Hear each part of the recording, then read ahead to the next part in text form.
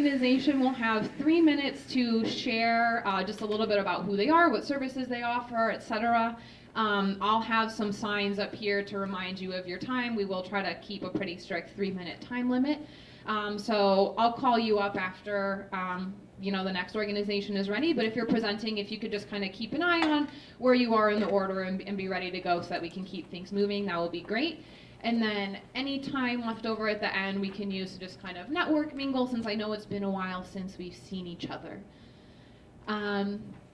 So the last thing before we get started is Laura Schultz Pipus is going to come up and read our land acknowledgement. This is something that the Human Services Collaborative has just started doing. We're really excited about to acknowledge the land that we're on. Thanks, Madeline. Forgive me some of these pronunciations. Members of the Haudenosaunee Confederacy, also known as the Iroquois Confederacy or Six Nations of the Mohawk, Oneida, Cuyahoga, Onondaga, Seneca, and Tuscarora, begin and end all their meetings with a Thanksgiving address. This address gives thanks for the natural world and elements around us that give us life. To take our own land acknowledgement further, we invite you to reflect on your relationship with the land and share your own Thanksgiving address. The Runaway Human Services Collaborative acknowledges that we live, work, and play on the ancestral and contemporary lands of the Wyandot Nation and the Anishinaabe, which includes the Three Fires Confederacy of the Ottawa, Ojibwe, and Potawatomi peoples. We also acknowledge that our community stands on lands obtained from Indigenous peoples through the 1807 Treaty of Detroit. This treaty is just one of the many that the United States used to obtain, generally in unconscionable ways, much of the land we associate with the U.S. today. Knowing where we live, work, and play does not change the past. However, understanding our past empowers us to create a more compassionate, just, and hopeful future for all of us. Thank you, Laura. So we're going to go ahead and get started with our agencies now. And we'll start with Associated Charities.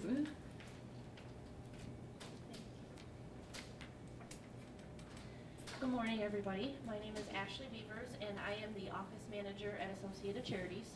So a little about Associated Charities. We were founded in 1912, making us one of the oldest nonprofits here in Runaway County. And what we do is we provide low-income families with their everyday needs, so clothing, shoes, toys, books, household items, and we rely solely on donors and grants. We don't receive any state or federal funding. So we offer a few different programs, our first one being our daily distribution, and this program is what provides the clothing, the furniture, household items, food, toys, and to all of our registered families. We also have a few special programs, including baby bundles. This provides new mothers with a bag full of diapers, onesies, bottles, kind of everything for the first 3 months. We also have our birthday closet. This is for ages 1 to 13. This allows parents to come in any time the month of the child's birthday and pick out either a new toy or a party pack, which consists of cake mix, frosting, and party supplies for up to 8 people. We also have our back to school program, which we are working on right now, and this provides children grades kindergarten all the way through 12th grade with a backpack full of school supplies, and they also get 2 new outfits and new socks, underwear, and new shoes. We also have our Christmas program, which we will start registering for in November, and this allows the families to receive a food basket for their family, and then the parents are able to come in and pick out new toys for their children. They also get stockings full of stuff, crafts, books, all kinds of things. In order for families to register with us as clients, they will need to bring in their IDs for all the adults in the household, birth certificates for any children, their proof of income, and their proof of residency. And we are open Tuesday through Thursday from 9 to 3 for shopping, and then we also take donations on Tuesdays and Thursdays from 9 to 3.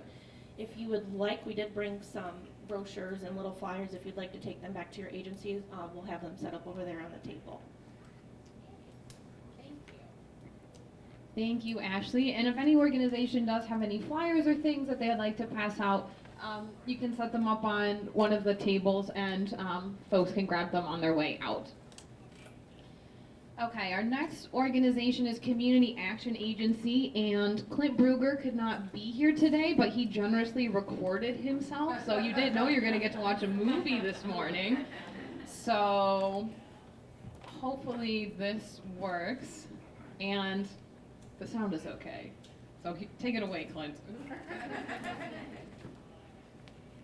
My name is Clint Bruger, and I'm the Director of Training and Outreach at Community Action Agency.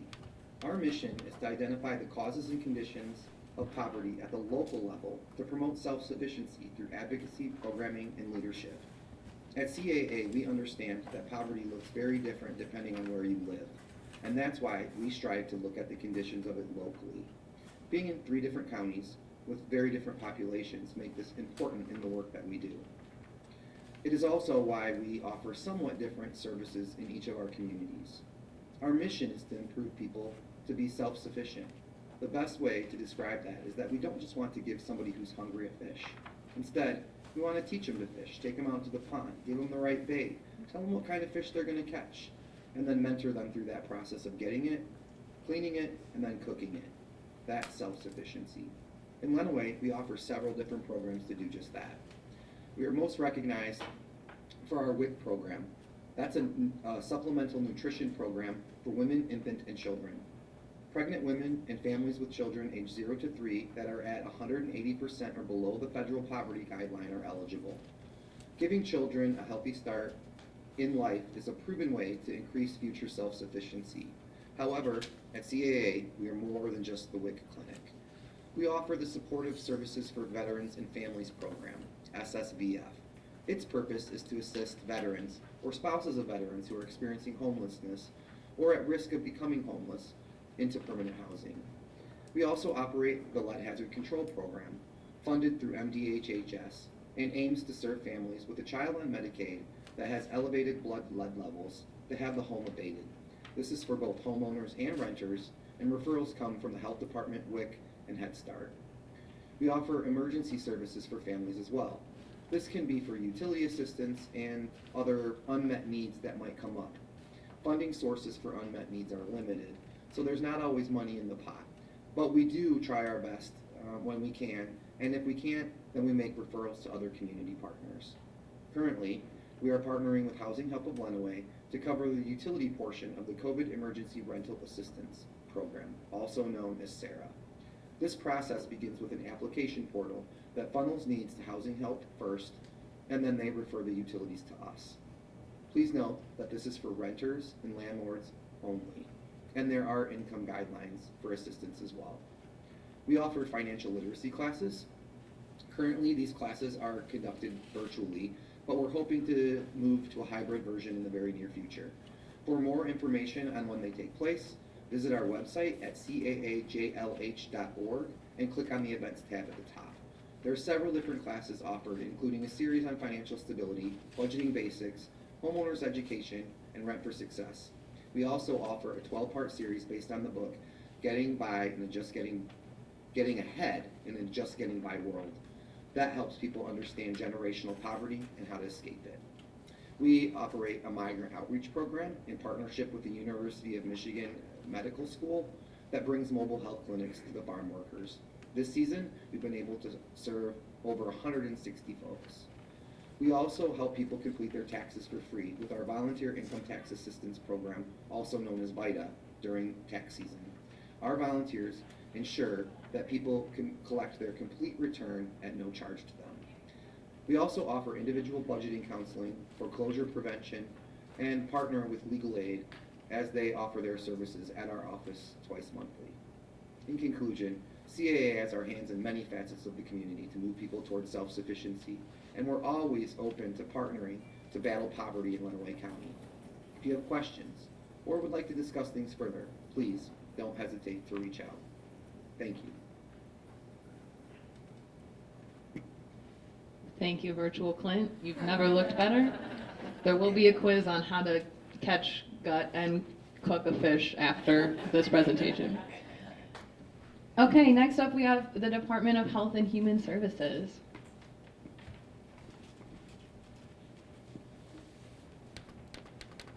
Good morning, everybody. As you can tell, I am not Nancy Bishop. She was unable to come in today, so I stepped in for her.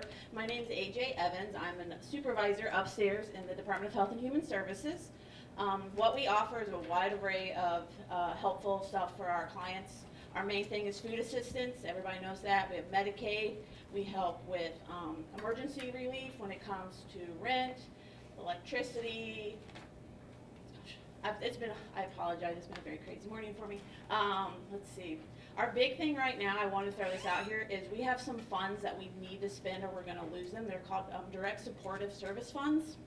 And right now, if someone needs help with childcare, if someone needs a new vehicle, if someone needs a vehicle repaired, if they're needing anything to help with like getting into a job, get clothes for work, that's kind of what we're like really pushing right now. We're almost like cold calling our clients like, hey, you guys need help with something? Are you trying to get like clothes for your job? We will help you do that. I just helped someone, I think I paid $900 to help someone get their car repaired last week. So if you guys have clients that are needing that help, let us know.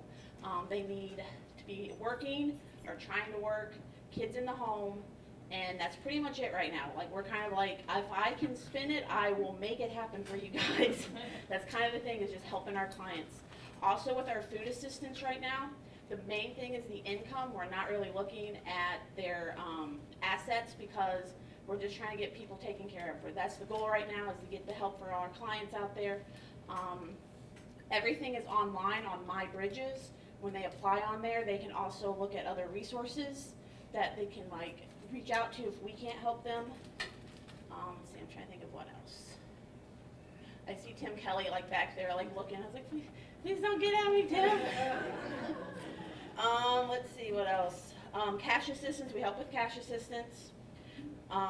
We do help with daycare. I talked about the state emergency relief. My Bridges is where the thing starts. That's the go-to place. We are open again, so if you have clients that need help, you can go upstairs. We have some computers available. We have staff available to help them apply online. Everything's still available mobile as well. So we kind of have staff rotating in. Staff are still working mobile. So like I said, we're always there. We're upstairs ready to help you guys. So thank you. Thank you, AJ. And next we have the Adrian District Library. Come on down.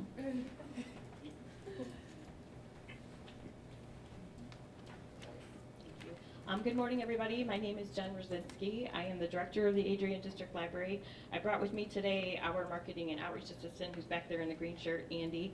I'm introducing him because hopefully as we get out of this pandemic, he will be out and about in the community a little bit more. I wanted to talk first about a few things that we offer for organizations in the community. We do have corporate cards available at our library, so if you have an organization within the city of Adrian, if you come in, the organizational head can come in, fill out an application, and then you can get library cards for all of your staff if you want. Just a few, it's up to you, but we do have cards that are available for business purposes. We have a large community room in our lower level that can be used as rented as a meeting room space. So if you're looking for a place to do staff training, there's a lot of room to spread out right now, which I know is important. And for nonprofit organizations, in most cases, that's free of charge, and you don't have to have a library card to reserve that space. And then the last thing I wanted to mention for organizations in the community is that we have Wi-Fi hotspots available for checkout, and they can be reserved ahead of time if you're an organization in the city. So if you have an upcoming event, say an outdoor event or someplace where you don't have access to good Wi-Fi, that is available to be reserved ahead of time if you have an event coming up. So please keep us in mind for that. As far as individuals in the community, we also offer temporary cards. So if you have clients who don't have a permanent address or who don't have like a photo ID, which is what we require for getting a library card, please send them in anyway, because we will offer a temporary card. We have technology assistance available for people. We have computers, we have free Wi-Fi, we can do printing, copying, faxing, scanning for people. And then we also have things, job search assistance. We have access to several databases and a lot of training tutorials if people are looking to improve their workforce skills. We have a variety of programs we offer for all ages. Again, you don't have to have a library card to attend any of those programs. And then one last thing I wanted to mention, we have a homebound delivery service for books. So if you have clients who are disabled or elderly and they can't get out and they live within the city, please have them contact us, because we can set up a monthly book delivery service of either books and or audiobooks. So we have folders available with some additional information on things that we have, so please feel free to see us after the program. Thank you. Thank you, Jen. And next up is Michigan State University Extension. Already ready to go. I love this. Good morning, everybody. My name is Matt Shane. I'm a district director with Michigan State University Extension. So I manage the extension office here in Runaway County, which is my home office, and also 5 other county extension offices in southeast Michigan. MSU Extension is the education and outreach arm of Michigan State University. We have offices in 82 of the 83 counties in Michigan. We do not have one up in the Keweenaw Peninsula. We share that with Houghton County. But we do have offices in every other county in the state. Most of our services are educational in nature. We take research-based information from universities, governmental sites, other places, and try to disseminate that out to our communities. We have 4 main programmatic institutes. The first is agriculture and agribusiness. So pretty much anything you can think of with growing, planting, crops, livestock, any of those projects, we have staff that can cover that for Lenawee County or any other county. We don't have all of those staff in our offices. We work through a network of folks that have multi-county and statewide assignments depending on the needs of those programs. But we do things, as I mentioned, around plants. We have Christmas trees. We do consumer horticulture. We have a master garden hotline. So if you have any home horticulture, lawn and garden type questions, we do have a hotline for that. That's an 800 number available for folks to call. We also have what's called Ask an Expert, which is an online place where you can submit questions, and you can do that nationally. So if you have family or you have property in other states, you can submit through Ask an Expert, and staff in those local areas where that question is being asked and address those issues statewide. Our next institute is the Children and Youth Institute. That's probably our most well-known institute because of 4-H. 4-H is an internationally branded youth development program for youth from 5 to 19. We do a lot of club-based programs. We also have now what we call spin clubs, which is short-term special interest programming, which can be 6 to 8 week experiential learning types of things for youth to work on. We also have year-long club-based settings. We just had the fair last week. 4-H is a very important part of the fair for all of the livestock and still projects and things of that nature. We also have a early childhood development arm of the Children and Youth Institute, so we do things from 0 to 5 as well through some of that online learning. Our Community Foods and the Environment Institute works on natural resources, local government, fisheries and wildlife, all of those kinds of programs. And then also our Health and Nutrition Institute is something that we work very closely with locally, a lot of the agencies here. Obviously we partner with our supplemental nutrition education program, education. We also have food safety, diabetes prevention, and other types of programs like that. So our office is right through the doors in the back there. Oops. If you have any other questions, please let us know. Thank you. Thank you, Matt. And I have to say, as a born and bred University of Michigan fan, MSU Extension does have my full support. They do awesome work. Okay, next is Goodwill Industries. Good morning. My name is Crystal Albig, and I'm the Director of Workforce Development at Goodwill Industries. We do a lot of different things. A lot of people, when they think about Goodwill, they think about stores, and they don't know what goes on behind the scenes. We do have 5 different stores in Lenawee, Monroe, and Washtenaw County, but we also have mission services that we do, and that's kind of what I'm going to focus on today. We have students that we collaborate with the intermediate school district that we have come to either Goodwill, or we work with a lot of different employers in the community. We set up work experiences for those individuals to be able to learn valuable skills, so then that way when they graduate and they move on, they're able to get a job and keep a job. We collaborate with the ISD as well as Promedica, and we provide job coaching and support for the Project Search program out at the Hickman Hospital now, as well as the hospital in Monroe. We run summer work programs all summer long with students. We think that it's very important for students to be able to get out and do things in the summer months, so then that way they're not regressing and losing what they learned all school year. So we have programs going on all summer. We have our community skills program that we do with the Link. They go out and they do a lot of community integration hours. They do a lot of volunteering in the community. They do Meals on Wheels and just a whole bunch of fun stuff. We always say that that's our fun program. If you're having a bad day, you go hang out with our Link participants and it's going to turn your day around pretty quick. We do supported employment with community mental health services, where we have individuals who need just that little bit of extra support to be able to be successful in their work world. So we have coaches that go out with those individuals until they don't need us anymore. So we could have somebody in supported employment who has a coach for 6 months until they can be successful. We run programs with the Marie Spear campus in collaboration with them to be able to just make sure that those individuals at the campus get everything that they need, so when they get out of the campus that they're successful. We also run a whole bunch of different other types of programs. We have refurbishing programs, we have contracts, we have a secure shred department, as well as we have, I'm looking here, we have a recycling program as well. So if anybody needs or wants any additional information or would like to come for a tour, please feel free to contact me afterwards, and I will hook you up with coming on over and seeing our facility. Thanks. Thank you, Crystal. Next up, we have Michigan Works Southeast. Come on down. I feel like a game show host today. You win the privilege of speaking in front of our great audience today. Not many people know me too much. My name is Ashley Vandenbush. I'm the new Service Center Manager at Michigan Works Southeast, downstairs, first floor. You may be used to Misty Schulter. She is now still within our organization. She is currently our Deputy Director. So the purpose of Michigan Works Southeast specifically is we like to create connections to a better future. So we have a lot of different programs and we do a lot of different things. The first thing I will say is a lot of people misrepresent us with the unemployment agency.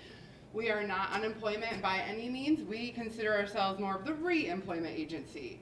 That is mainly what we try to do, is get people re-employed or trained to enter the workforce. We do offer a full gamut of fax, computer. We often get referrals from probably many of you for your individuals to use our computers. That's perfectly fine. We don't charge for copies. We don't charge for faxing. We have 2 phones with full capability. We are full computer lab, internet capable. So we do have a hotline for the unemployment agency. So if you do have someone who is struggling heavily with unemployment, you can refer them to our agency and we can at least connect them on the phone, hopefully with unemployment, to maybe help with their issues. We do offer, the main thing that we do is a lot of career services. So we have all of our free workshops, we have resume development, and again, we don't charge for any of our services. So all of the things that I'm about to spurt out at you are completely free. Resume help workshops as far as interviewing workshops, job search, readiness workshops, all of that. Training, we do offer training, both GED preparation and now GED testing. So we have that capability in our facility, which is great. We do offer skilled trades training already. It goes fast. We do offer skilled trades training, so if you have an individual who maybe is interested in becoming a CNA or a nursing assistant or getting their CDL or anything that requires any sort of a licensure or certification, send them our way. We can potentially help them with the costs associated with that.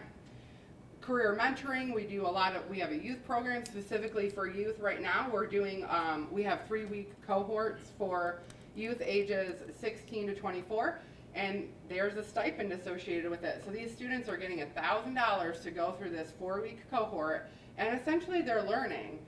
They're talking with different employers, they're learning resume skills, they're learning all of the things that are going to be beneficial in them being successful in their future career. We do also offer a lot of resources for businesses that a lot of people don't know about. They think specifically us, we're helping job seekers. We have a lot of ways that we can also help employers. A couple of them, so we can possibly pay for some onboarding costs of new individuals. We have a Going Pro Talent Fund, so we do a lot. I haven't even scratched the surface of what we do. If you would like to learn more, feel free. We're the first floor. Come in and see me. Shoot me an email. I'll be around if you have any questions. But we also house, sorry, real quick. We also house a migrant services worker from the state of Michigan, so that we can help that migrant service population. And then we also do have a veterans career advisor on staff that helps those returning vets, or it doesn't have to be returning, they can be a vet from a while ago, kind of re-enter into the workforce. So we do a lot. Thank you. Thank you, Ashley. The 3 minutes does go fast. We don't have a little cane that pulls you off the stage though, so you know, we do what we can. Okay, next is the Runaway Community Foundation. Aha. You can stand on the right too, that's fine. Well, if I stand on the right, I couldn't see myself over there. I can barely see Jill. So, my name is Paula Tretman, and I work at the Runaway Community Foundation. And I'm going to probably talk very quickly. The first thing I'm going to tell you is I put copies of our resource guide over there. I know it needs to be updated, so please, if you have any updates, let us know. I printed the first 12 after I updated it the first time on July 30th, and I got an email a couple hours later with the first update after I printed it. So I updated it again on July 31st, so please feel free if you have any additions or to that. It's about 18 pages long right now. We want to make sure we hand it out all the time, and that's done through our volunteer center. And I have this handout too with things that we offer through our office. I'll put it over there. We assist agencies. We're like Match.com for volunteers and agencies. So if you have folks looking for volunteer opportunities, please let them know about us, and we'll send them over to agencies, and we're working on that. We're going to do a big project for Make a Difference Day with some local businesses. We have folks working on that right now. We also have Hunters Helping Runaway. So if you have anybody who takes legally harvested venison during hunting season, sorry, I have to say it all correctly, we help them find a home for that as well. And we've done it for about 10 years, and we've been able to put hundreds and hundreds of pounds back into our community every year of venison to feed people with protein. We also have youth programs, the Runaway Youth Council, which is for kids 12 to 21 if they're interested in volunteering. And Susie Dice helped set that up a long time ago. It is going to be 25 years old next year. And those kids are planning some special projects next year. So be on the lookout for maybe some grant opportunities that are a little bit larger than what our youth council does. Our youth council does make grants every year. They have the interest off of $1 million endowment. When they were set up about 25 years ago, they have given back in grants and programming to Runaway County over $850,000, and they still have the interest off their $1 million endowment. Because that's really what community foundations do, is they take assets, they invest them for the long term, and then they use the interest and spend those in grants. In the last 10 years, Runaway Community Foundation has given away over $20 million in grants to our community, because Runaway County is who we care about. You are our people, that's who we want. Thank you very much. We also have Runaway Youth Leadership that pre-COVID time we do in the summer for kids, and hopefully next year we'll be all safe again. We also sponsor the Runaway Imagination Library in Runaway County. You probably see Dolly Parton, and lots of people think that Dolly sponsors it. Dolly is fantastic. She, however, does not pay for all of it. It's about a $50,000 a year program in Runaway County alone. It's $30 per kid, and we only pay for kids in Runaway County. I get lots of people who want to register their children who live outside Runaway County, but we're paying for it. We're fundraising for it all the time. And then, the thing that you guys probably care the most about would be our grants. Actually, some of you turned in grants recently. They were due on August 1st. We will be doing some more funding that way. So I hate saying this out loud, but if you have COVID needs, our community foundation was truly blessed by our community and people outside our community. We raised over $600,000 in our COVID response fund. We've given back almost $400,000. And then the stock market, you should all knock on wood, has done really well, so we invested that money and we earned some interest. Please call me up if you have COVID needs. We're happy to see how we can work that, if we can address it. If you all email me today, it's going to take me a little bit to get back in touch with you. But talk to me. We're happy to see how we can work with you and help you find, address your needs. We want to figure out how to make it work. So thank you. Thank you, Paula. Maybe we can get Dolly Parton to MC this event next time. That would be... I have a cutout of her. Oh, well, we'll bring the cutout. next time. Yeah. The new mascot of Every Door's the Right Door, Dolly Parton, everyone. And I should also mention a huge shout out to Runaway Community Foundation because they used to actually run this event and put it on, and Paula was super helpful in providing a bunch of resources and experience. So thank you, Paula and the Community Foundation. Okay, next is United Way, and I see Connie waiting in the wings. Does that give me an extra minute? Your time doesn't start until you start talking. Hi, I'm Connie Carroll with the United Way of Monroe, Runaway counties. Of course, you're all probably more familiar with Laura Pipus, who basically represents Runaway County in our programs and our services, but we work very closely together. That cell phone works really well between here and Monroe County, so we're always talking. First of all, the basics of United Way is supporting you. We ask your friends, your neighbors, your employees, everybody to give us a little bit of money, put it together to make one big pot, and then you come to us and we distribute it right out again. That's our major purpose, is to support the nonprofits in the community. But we do a lot more than fundraising and fund distribution.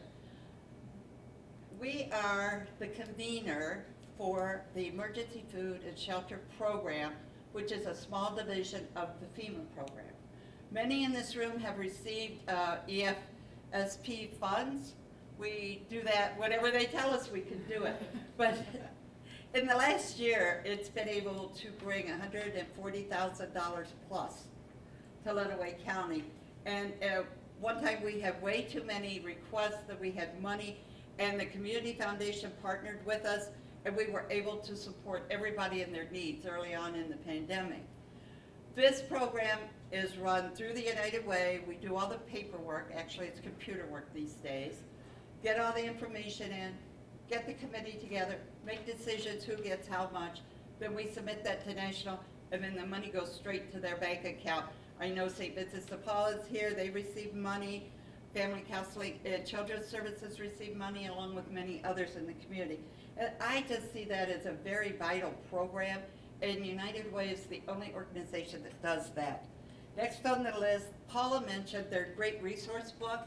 Please take one. They're great information to have at your desk. But when that client is sitting across from you and they don't know where to turn, 211. United Way solely supports 211. We have a great 211 system in Runaway County.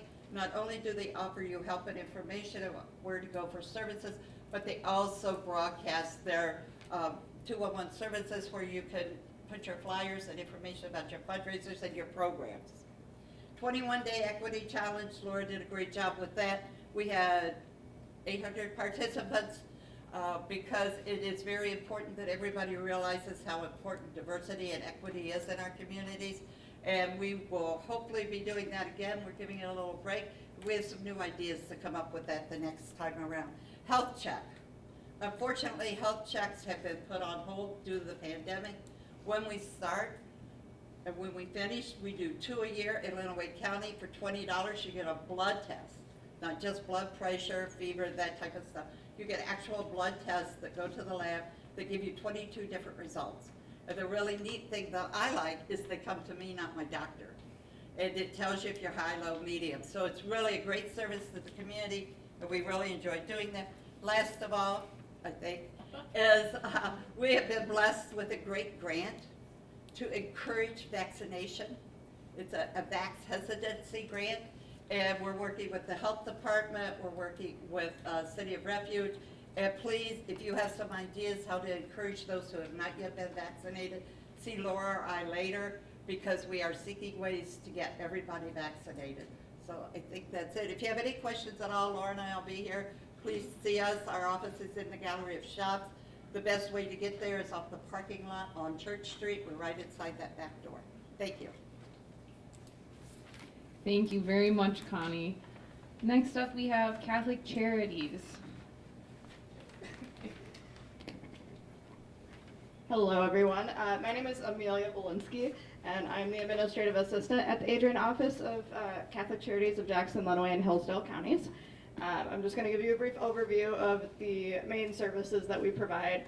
I also did leave some general brochures over on the table, but I do have some for specific programs as well if you're interested. So our mission is the work of the Catholic Church to share the love of Christ by performing spiritual and corporal works of mercy.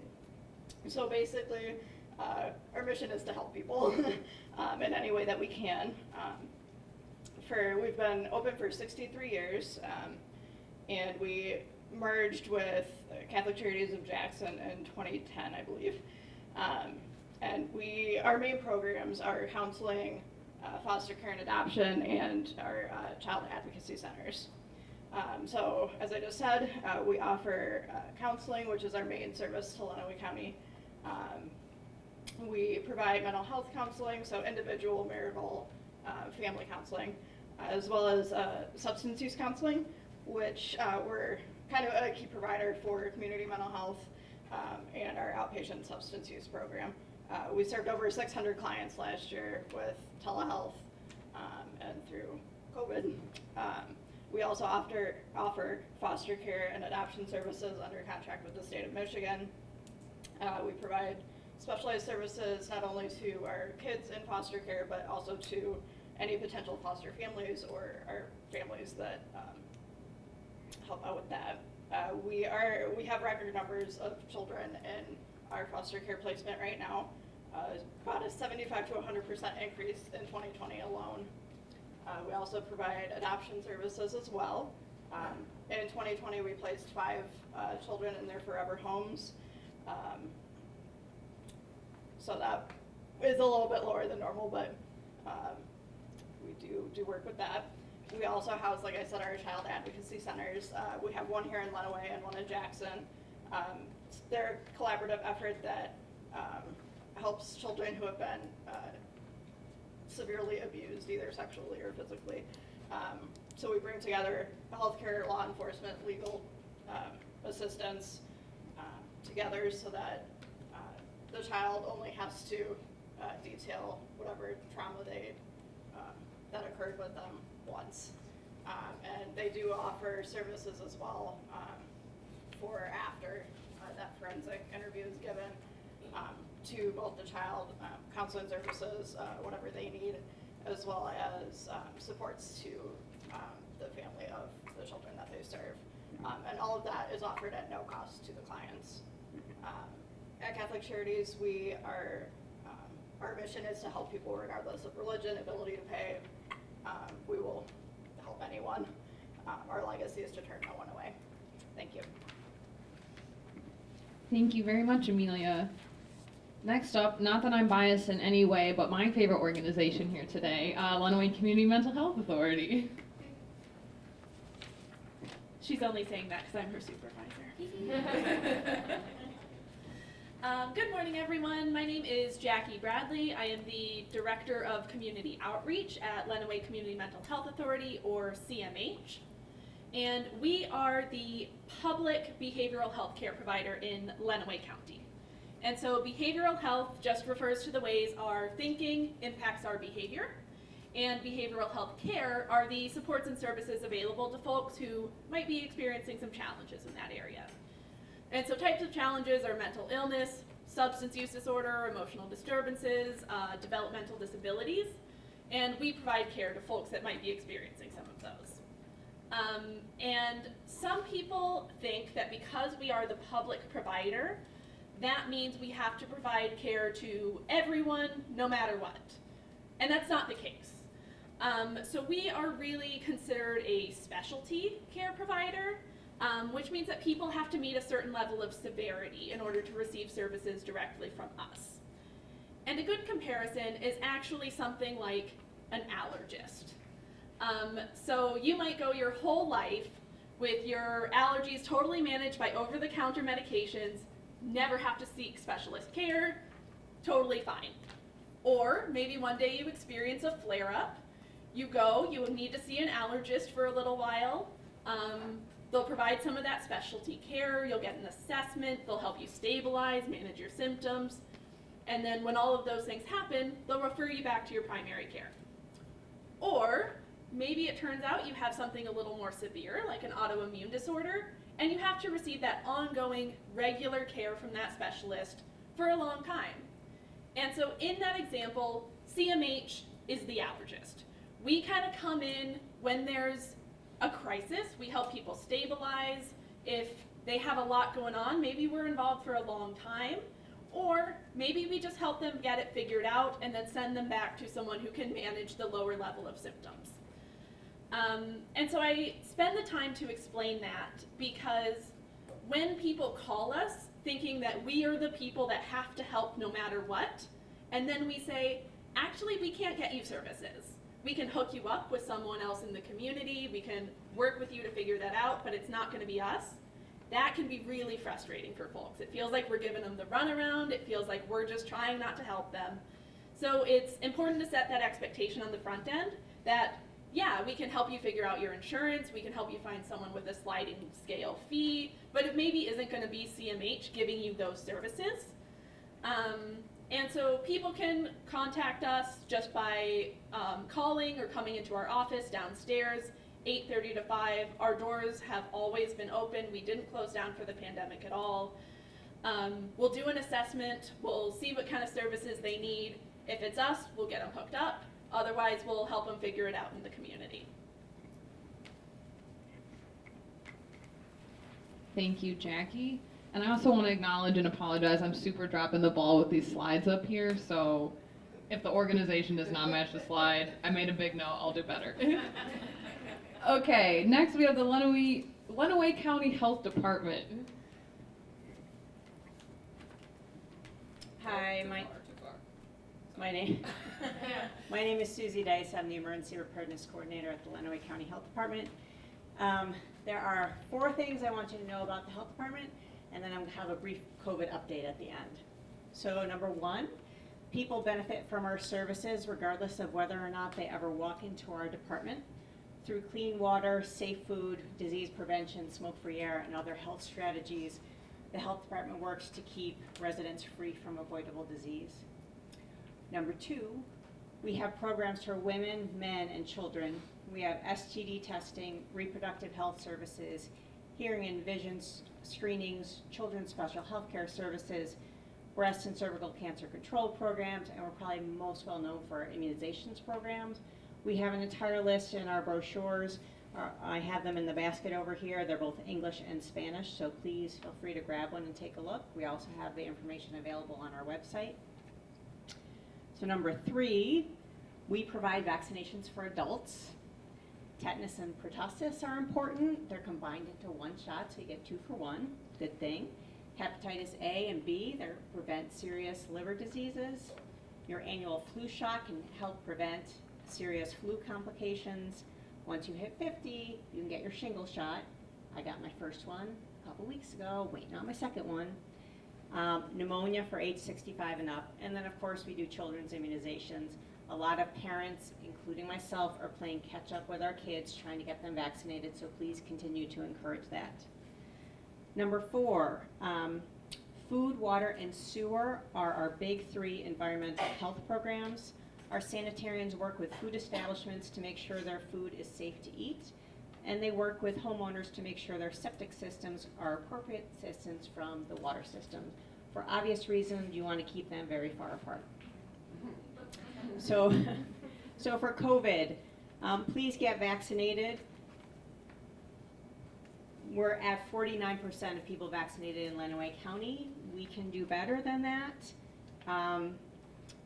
And so in the month of July, our community transmission of COVID, it's coming back. You noticed me wearing a mask when I came in. It's coming back. July 6th, we were at low. July 13th, we were at moderate. As of yesterday, we're at substantial. We just identified the Delta variant in Runaway County. That press release went out yesterday, so the Delta variant's here. Vaccination helps prevent the spread. It also helps prevent you from getting a serious complication from this. So please get vaccinated. Please encourage others to get vaccinated. Also on that table over there, I have a list of COVID testing sites in Runaway County and a list of places to get vaccinated. There are lots and lots of places to get vaccinated. And the health department's going to start doing walk-in clinics. And I'm going to turn around and show you the lovely back of my shirt here for a minute. Hashtag vaccinate Runaway. Thank you very much. That is all I have. Thank you, Susie. From now on, every organization needs to come up with their own hashtag to promote their presentation. Next up is Promedica, the hospital, the farms, and the Vegemobile. Thank you. Mine would be hashtag eat veggies. Not specific to Runaway County. I'm Julie Conley, fairly new to Promedica, just started early summer. Kind of an interesting time to start because my role is education, so it was interesting to start as education was really in a strange place. So it's exciting to see the farms come back to life, like literally. So Frank Nagel could speak much more about what Promedica's role is in the community. I will say from my perspective that I was really skeptical to start working for a giant healthcare organization, but I've been really impressed with how much it does care about the community. My position and the farms is a testament to what Promedica does care about the community, and their focus is one of their focuses is on the social determinants of health, which is understanding that environment plays a big role in health as well. So the role of Promedica Farms is starting to improve health outcomes and from the ground up. So the farms itself is we're located just north of the new hospital complex, and we like to say that we were the first phase of development because we were developed before they broke ground for the hospital, but that's off the record. Stacy grows quite a bit at the farm that we then donate and sell to the community, a little bit of both. Last year it was almost 1,900 pounds of produce. This year to date, we're almost at 500 pounds of produce that Stacy has grown at the farms. At the farms, we offer gardening workshops for students and all the way up through seniors. We've done about 120 visits so far, and then that includes 90 kindergarten first and second graders that came twice, which was a lot of energy. Lots of energy. We received a significant grant of over $400,000 from the Michigan Health Endowment Fund on nutrition and healthy lifestyles to scale strategies for food access, education, and social determinants of health. If you haven't been to the farms, I encourage you to come see us. We have a really cool hoop house. If you've ever been in a hoop house in a growing facility, you think, oh, it's like junk growing on the ground and it's weedy. Ours is actually clinical scale, meaning our intention is that we can meet the needs of people at a lot of different ages or a lot of different stages of where they can get to garden. So it's all raised beds, smooth surfaces, bars to help with accessibility. The coolest thing, well, not the coolest thing, probably the most visible part of us is the Vegemobile, which has been in operation since 2013. And last year we have over 7,000 adult students served with fresh produce. The Vegemobile was started to address the food deserts in Runaway County, so it has 19 stops that it goes to every week. I have schedules with me with that. We've provided almost 7,000 pounds of produce donated to the community last year. We provide vouchers both for the education classes that we offer, and we'll be continuing to expand that as we can kind of reemerge when COVID restrictions allow. We also give vouchers through physicians' offices that are redeemable at the Vegemobile. And one thing that I know Frank would speak much more to, that I'd encourage everyone here to look at the county health assessment. One of the things that he does that informs what we do is every 3 years there's an assessment of the needs of the community, and I think that can touch all of us a little bit of where do we stand as a community, what's kind of a snapshot of where are we. So I'd encourage you to either get in touch with me, or I can direct you to Frank or Frank directly for that. And the last thing I want to say is I didn't bring any flyers or handouts. I brought veggies.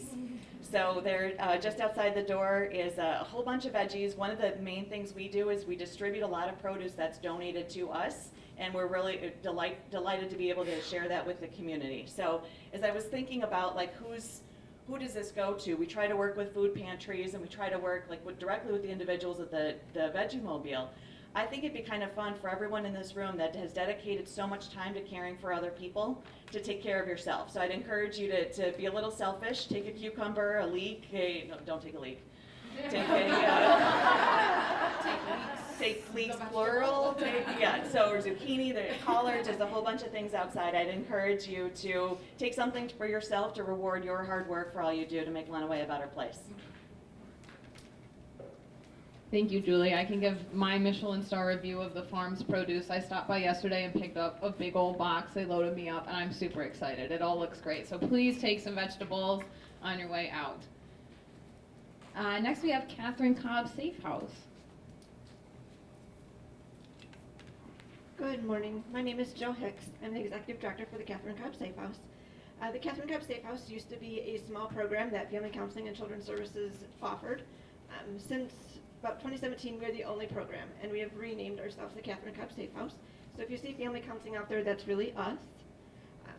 Most of you know that we offer shelter, and we have a residential building that houses women and children survivors, but we also house men, and we provide services to male survivors just the same as we do to women survivors. So we have motels and alternate housing in the community that we can use if we have a male survivor who is in need of shelter. I think that's something that a lot of the community doesn't know. We are not just serving women and children. We serve every survivor regardless of their gender. At the shelter, we do offer case management services, legal advocacy, children's advocacy. We provide for their basic needs while they're there, so food and clothing and medical needs and any other needs that they might have to help them become successful. We offer therapy services. We have 2 licensed therapists. One of them works in the house right now, and the other ones are working remotely, so we're offering remote therapy, and we will continue to offer remote therapy so that survivors in the community have access to that service, even if they don't have transportation to get to the shelter, or they're just not comfortable coming out to get that service. I will get flyers into the community about the virtual support group that we're offering, and we offer non-residential services as well. So services that a survivor might need even if they have a safe house. We can offer the advocacy in the courtroom. We can offer advocacy when they're out in the community trying to get services from other service providers. We do in-person work with those survivors, and we do non-residential work virtually as well, so that you can still access our services without coming into the shelter. We also operate a 24-hour hotline, so if somebody needs somebody to talk to at midnight or 1 o'clock, we have advocates available, and they're ready to answer that phone and help them through whatever crisis might be going on. We offer a transitional supportive housing program. So this is a 2-year program for survivors who are selected to go into this program.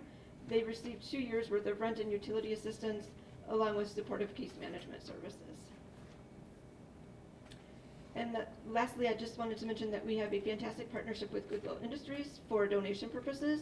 So the community supports us in so many ways, and we just have limited resources to support the donations that are required to support the participants that we serve. So we've partnered with Goodwill, and anybody who drops off donations to Goodwill is supporting the survivors that we serve, because our survivors get to then go to Goodwill and shop for what they need instead of having limited access to what we could hold at our facility. So I encourage you to donate to Goodwill and support both of our programs in supporting survivors in the county. I did not bring information, but I will be here. We have 2 other staff who are here today as well, so if you have questions about the services that we offer or how to get survivors support, we are operating to the best of our abilities at full function during COVID. So if you are working with survivors, please have them reach out for services. We're not turning anybody away, and we're not limiting the services that we're offering.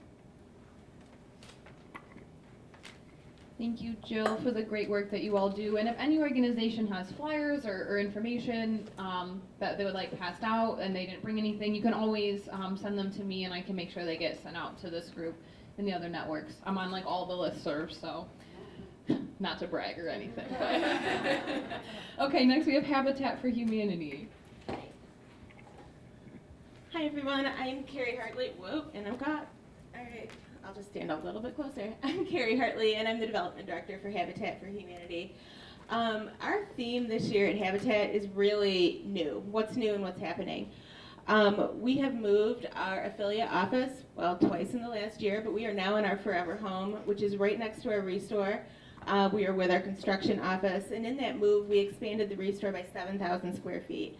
Our Restore is really our most reliable fundraiser for our affiliate, so we're super excited to all be under one roof and have everyone together. It's great for office communication too, but the Restore really has some new and different products for everyone. So if you haven't seen our new Restore expansion, I encourage you to stop in and check it out. Also continuing with new, we finished our first new build in over 10 years, and that's our faith build. Our faith build went a little bit sideways, as you might imagine, with the pandemic. We didn't have volunteers in the way we traditionally imagined, but we did finish the home, and it's on Maple Street, so we were super excited to get that done.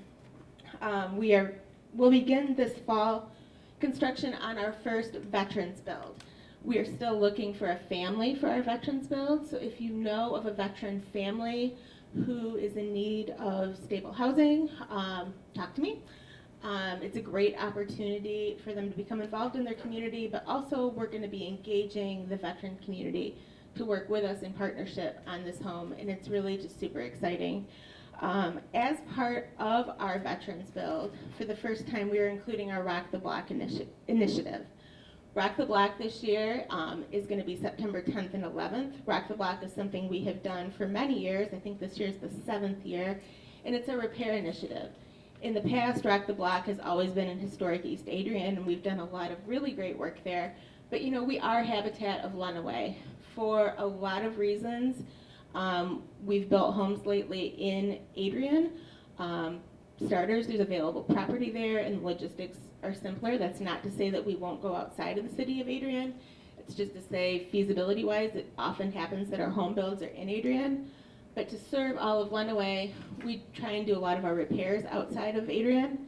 So we're moving Rock the Block to Onstead and partnering with veterans groups there and veteran homeowners, as well as the community, to do repairs on September 10th and 11th, which is our National Day of Service.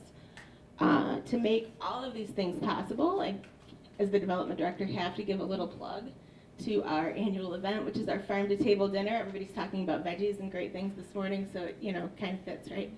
But our farm to table dinner is coming up on August 28th at Adrian College.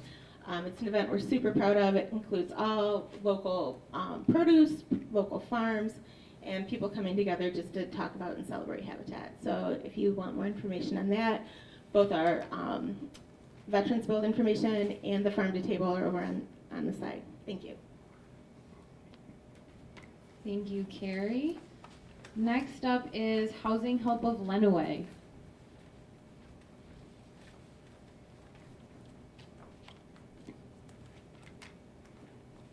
Hello, I'm Elizabeth Salerno. I'm the Executive Director for Housing Help of Runaway. Some people in the community still look for LIAC. We changed our name about 8 years ago, but if anybody's looking for us, we're still here. So the main thing to start with is we are the HARA, which is a fancy way of saying that we're the central starting point for anybody in our community that's in housing crisis. So if anybody needs any sort of assistance with housing, it could be utilities, maybe they need shelter, maybe they're behind on their mortgage or their rent, they can come by, they can do an application, they can give us a call. We have applications online now. We also go directly to the shelters and try to take applications directly there to connect people with services as soon as possible. So we have several programs. To start, we have our emergency shelter program. Our emergency shelter program, we are the only 2 family shelters in Runaway County. And that means that a family does not have to split up. It could be mom and dad and their minor children. It could be grandparents raising their grandchildren. Any makeup of family as long as there are children in the home. We have, ours house actually 1 family at a time in each shelter. So we have a family shelter that can house up to a family of 8 and another that can house up to a family of 6.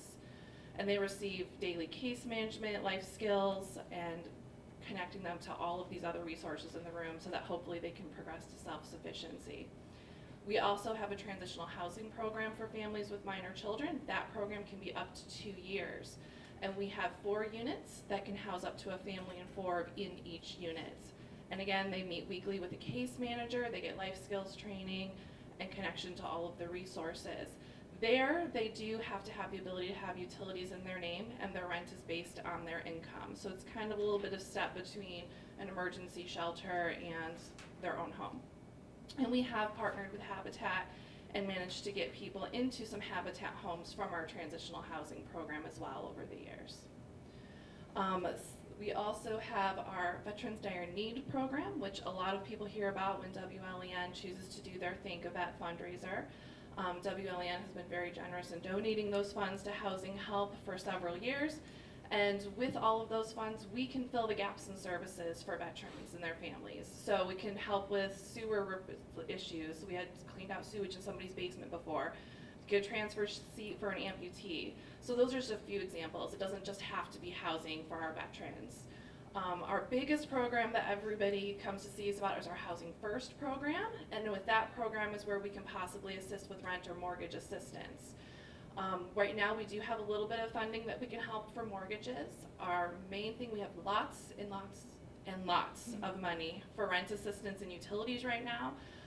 As you heard from Clint earlier, we are partnering with them with the SARA program for their utilities.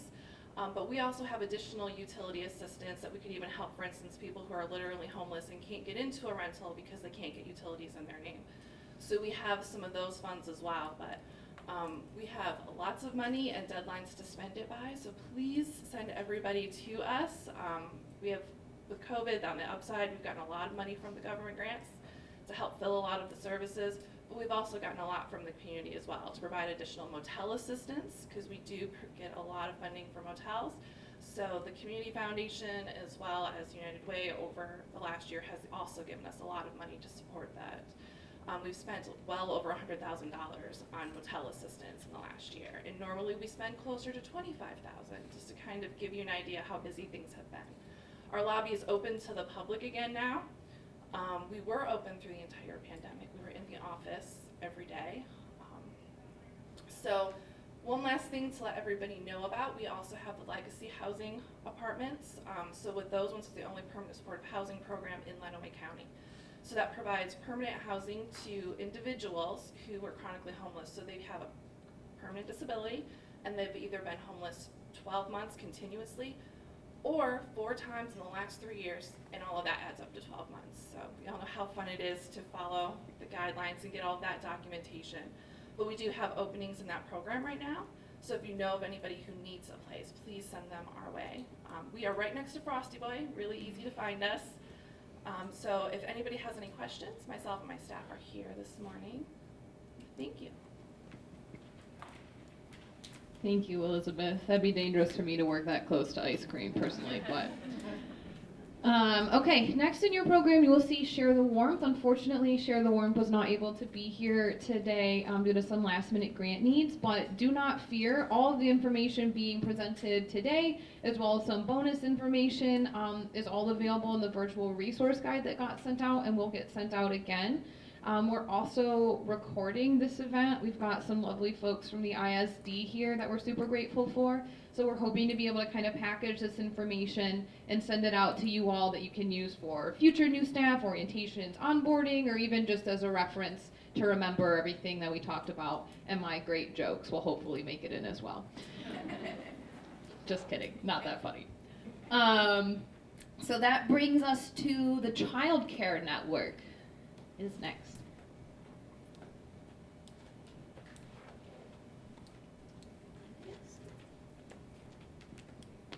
Good morning. I am Liz Fuss with Child Care Network. CCN, as we call it within our organization, is a Southeast Michigan organization. We cover 7 counties within Southeast Michigan. We are soon going to be adding Branch County to that mix. So we have staff in every county servicing children, families, and child care providers. We are also the Great Start to Quality Southeast Resource Center. Michigan has Great Start to Quality as an initiative for quality improvement for licensed child care and preschool programs. I work with families, I work with child care providers in Runaway County. My office is in the MSU Extension office down this long hallway here. I am currently working from home still, but my voicemail is on and I check that daily. If anybody has any questions for me, I'm happy to answer them. So with child care providers, we work with them on quality improvement. And this is for any child care provider, licensed or license exempt. Anybody who wants to become licensed, we can assist them with that process. We are not child care licensing though. I don't go inspect homes or centers. I don't make sure people follow the regulations. I do, however, encourage them to follow regulations and help support them if they are having trouble with that or if they want resources to do that better. I work with families who are searching for childcare. They can do that on a public website, which is greatstarttoquality.org. That website is searchable. I often tell families you can go in, put in only your zip code, and see all of the licensed childcare providers who are available in your area. I can also help them with that search if they don't have internet access or if they're having trouble getting results from their searches. With families, we also have our family support program, which is a childcare scholarship program for those that either don't qualify for childcare assistance through DHHS or that is not enough to cover their childcare tuition. It is a temporary program with our goal being to get them toward financial stability. All of that information about Great Start to Quality and our family support program can be found on our website, which is childcarenetwork.org. And just so you know, this year is our 50th anniversary, so we are celebrating that this year, and there are a lot of things we've had going on throughout the year and through the rest of the year.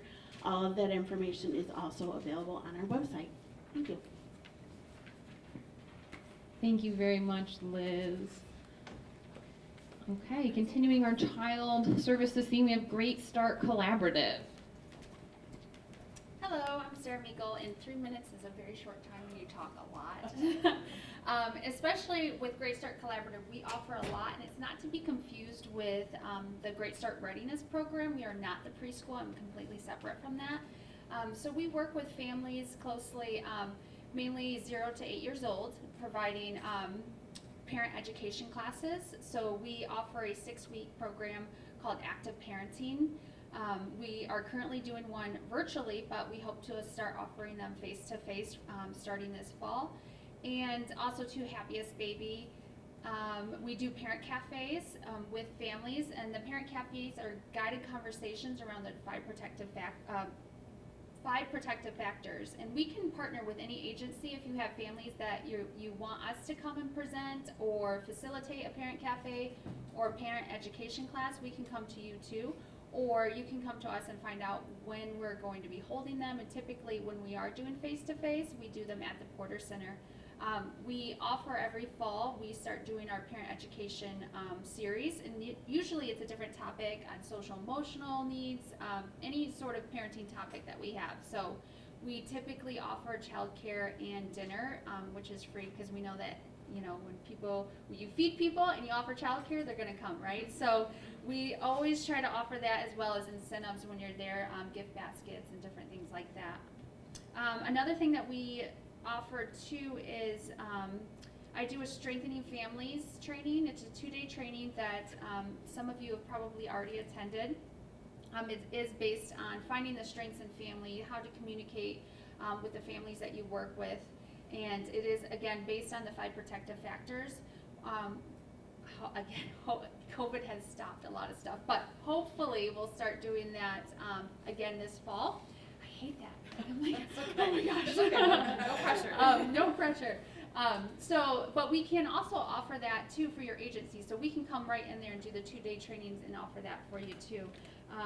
So we promote early literacy through our free book baskets throughout the county. Right now it's stopped because of COVID, but we do attend a lot of events, and thankfully this summer we have been starting to be able to attend those events. So the St. John's Community Free Carnival, send your families out to that. It's a great resource for a fun way to learn about different agencies and businesses in Lenawee County.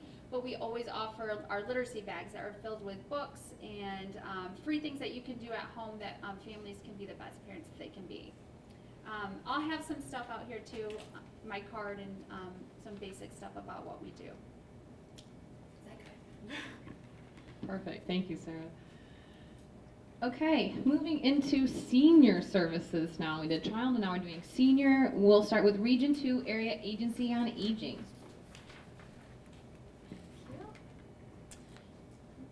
Good morning, everyone. I'm Tracy. Region 2 Area Agency on Aging, first of all, is a mouthful, so every time I say it, for 12 years, it still gets stumbled, you know?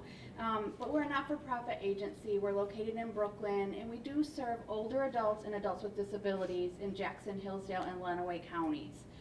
We've been around since 1974, and there are over 600 area agencies on aging nationwide and 16 right here in Michigan. So no matter where you go, you're going to find an agency very similar to ours. All of our services and programs are designed to help people stay as safe and independent as possible in their homes and communities.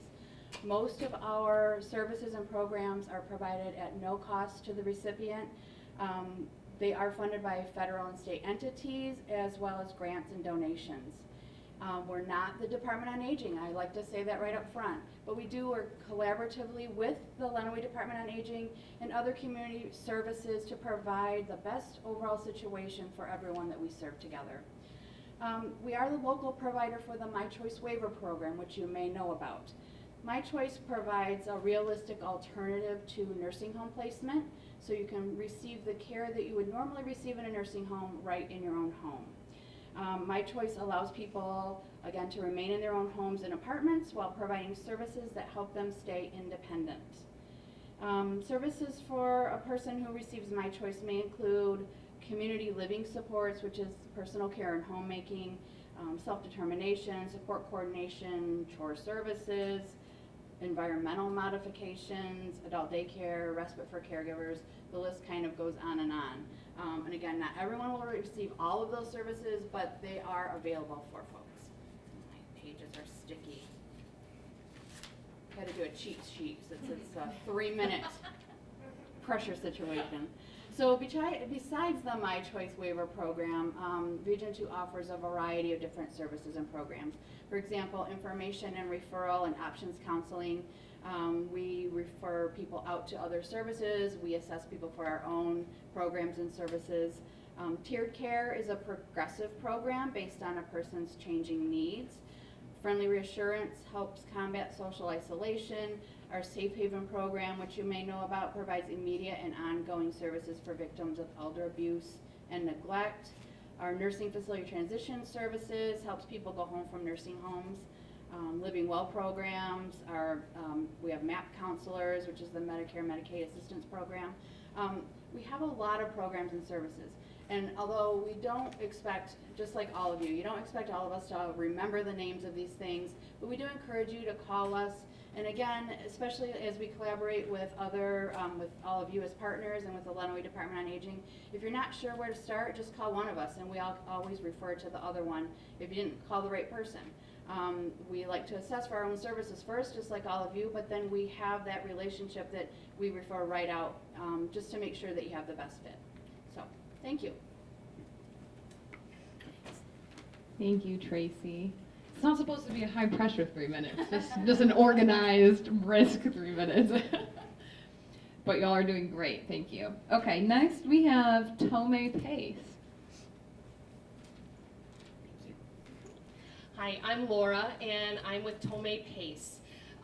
We are located, we have our facility up in Jackson, but we cover Jackson, Hillsdale, and Lenawee counties. PACE stands for Programs of All-Inclusive Care for the Elderly, and we're very similar to the My Waiver program that Tracy just mentioned. We have the shared goal of keeping seniors who are, they qualify as the state of Michigan needing nursing facility level of care, and we provide medical and social supports and services that keep them in their home, in their community, and as independent as possible for as long as possible. We recently celebrated our 5th anniversary, although the PACE program actually goes back to the 1970s out in California, and there are now 14 PACE programs in the state of Michigan. As I mentioned, we cover Jackson, Hillsdale, and Lenawee. To be part of the PACE program, you need to be at least 55 years old, live in our service area of Jackson, Hillsdale, or Lenawee counties, to be safe in the community with our supports and services, and to meet the medical qualifications of the state of Michigan as needing that nursing facility level of care. At our core, we're a managed care program. So we have our own medical clinic and day health center up in Jackson. We also provide, in addition to primary care, we take over that primary care role for all of our participants, and then we coordinate specialty care that they might already be receiving in the community. In addition, we have community nurses that can go in and do skilled nursing tasks in the home. We have CNAs, certified nursing aides, that can come in and help with activities of daily living, even things like housekeeping, laundry, grocery support, those types of things. We have, occupational therapy, physical therapy, and recreational therapy. We provide medications, deliver them right to the home. We provide medical equipment, anything as large as a hospital bed, lift chair, on down to walkers, wheelchairs, shower chairs, incontinence supplies, diabetic supplies, even nutritional supplements like Boost and Ensure, and we bring all of those to the home for our participants. We are Medicaid and Medicare funded, and so with dual enrollment, there's no cost or copay to any of the services that we provide for our participants.